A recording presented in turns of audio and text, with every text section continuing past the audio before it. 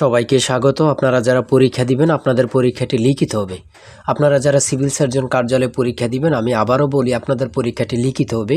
আজকে একটি লিখিত পরীক্ষার প্রশ্ন প্যাটার্ন নিয়ে এসেছি। ইনশাল্লাহ এই প্যাটার্ন থেকে 35 থেকে 40 নাম্বার অনায়াসে কমন পাবেন এবং কি আমি দেখিয়ে দেব কোন কোন বিষয় কোন কোন টপিক থেকে প্রশ্ন আসে। তার আগে বলে রাখি আপনারা যারা পরীক্ষা দিবেন পরীক্ষার প্রশ্ন প্যাটার্ন যেমন থাকবে সেম প্যাটার্নে আমরা একটি চূড়ান্ত সাজেশন তৈরি করেছি। সাজেশনটি নিতে স্ক্রিনে দেওয়া হোয়াটসঅ্যাপ নাম্বার রয়েছে, ইমো নাম্বার রয়েছে, দুটোর মধ্যে যে কোনো একটি মেসেজ করে সাজেশনটি সংগ্রহ করুন। সাজেশনের মূল্য মাত্র 100 টাকা। আমি বলি অবশ্যই প্রত্যেকে সংগ্রহ করবেন। কেন?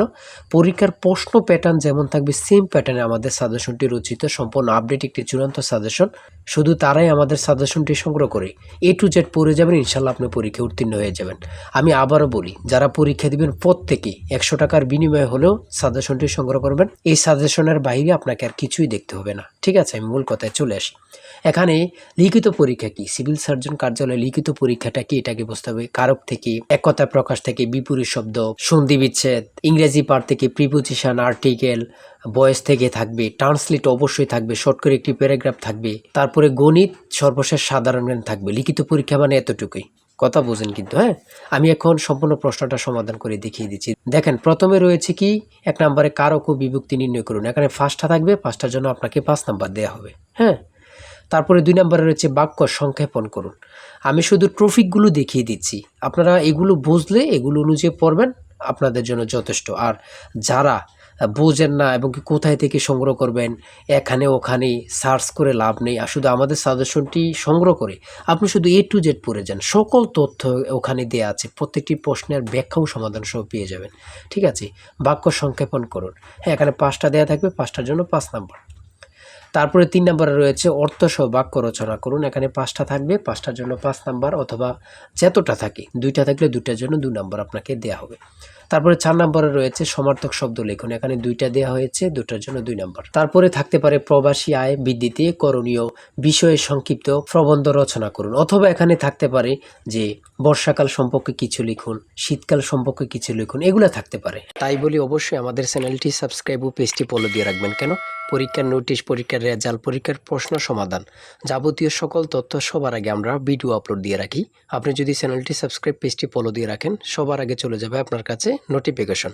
মনে করেন আপনি পরীক্ষা দিয়েছেন, পরীক্ষার প্রশ্ন সমাধান দেখিয়ে দিব, তারপরে রেজাল্টের অপেক্ষা করা লাগবে না, আমাদের চ্যানেলে পেয়ে যাবেন, সকল তথ্য পেয়ে যাবেন, এবং কি নতুন নতুন চাকরির তথ্য পেয়ে যাবে। সার্কুলার দেওয়ার সাথে সাথে আমাদের চ্যানেলে আপলোড দেওয়া হবে। আপনি শুধু আমাদের চ্যানেলটি সাবস্ক্রাইব, পেজটি ফলো দিয়ে রাখলে সবার আগে চলে যাবে আপনার কাছে নোটিফিকেশন। তাই অবশ্যই চ্যানেলটি সাবস্ক্রাইব, পেজটি ফলো দিয়ে আমাদের মেম্বার সদস্য হয়ে আমাদের সাথে থাকবেন। হ্যাঁ, তারপরে সংক্ষিপ্ত প্রশ্ন উত্তর থাকবে।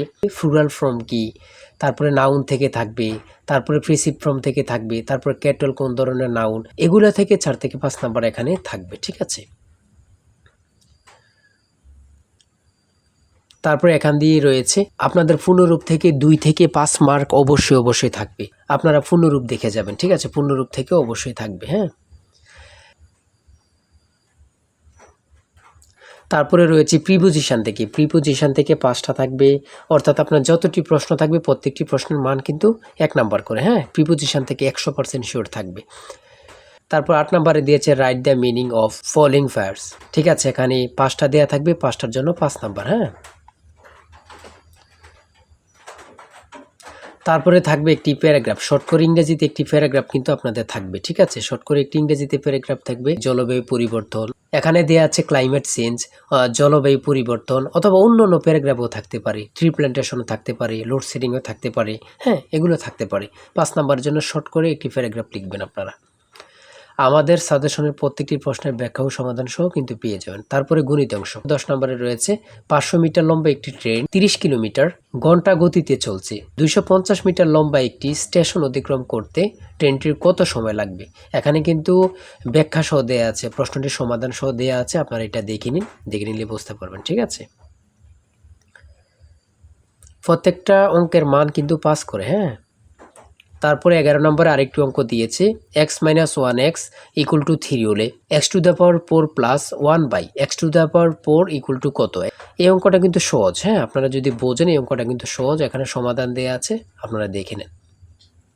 তারপর রয়েছে একটি দ্রব্য 378 টাকায় বিক্রয় করলে যত ক্ষতি হয় 450 টাকায় বিক্রয় করলে তার 3 গুণ লাভ হয়। দ্রব্যটির ক্রয় মূল্য কত? এখানে সমাধান দেয়া আছে, আপনারা দেখে নেন। প্রত্যেকটি প্রশ্নের মান কিন্তু পাস করে। তারপরে 13 নম্বর রয়েছে, একটি শ্রেণীতে যতজন ছাত্র আছে প্রত্যেকে তত টাকা করে দিলে মোট 6561 টাকা হয়, ছাত্র সংখ্যা কত ছিল? এখানে অঙ্কটি সমাধান দেওয়া আছে, আপনারা দেখে নিন। সর্বশেষ সংক্ষিপ্ত প্রশ্ন থাকবে, কয়েকটি সংক্ষিপ্ত প্রশ্ন থাকবে। যেমন প্রথমে রয়েছে এটিএম এবং কি টিন অথবা টিআইএন এর পূর্ণরূপ কি? এখানে পূর্ণরূপগুলোর অ্যান্সার দেওয়া আছে, আপনারা দেখে নেন। খ নম্বরে রয়েছে জাতিসংঘের নামকরণ করেন কি? জাতিসংঘ সনদ কবে কার্যকর হয়? কত গুরুত্বপূর্ণ, আল্লাহ ছাড়া কেউ জানে না। হ্যাঁ, তারপরে রয়েছে কোন অক্ষাংশকে মকর ক্রান্তি এবং কোন অক্ষাংশকে কর্কট ক্রান্তি বলা হয়? এখানে কিন্তু উত্তরটি দেওয়া আছে, আপনারা দেখে নিন। 2025-26 অর্থ বছরের প্রস্তাবিত বাজেট কত? বর্তমানে বাংলাদেশের মানুষের মাথা পিছু আয় কত? খুবই গুরুত্বপূর্ণ কিন্তু। হ্যাঁ, আয়তনে বাংলাদেশের সবচেয়ে বড় জেলা এবং ছোট জেলার নাম লিখুন। বড় জেলা হচ্ছে রাঙ্গামাটি, ছোট জেলা হচ্ছে নারায়ণগঞ্জ। জাতীয় স্মৃতিসৌধ ও কেন্দ্রীয় শহীদ মিনারের স্থপতিকে? খুবই গুরুত্বপূর্ণ, সৈয়দ মাইনুল হোসেন হামিদুর রহমান।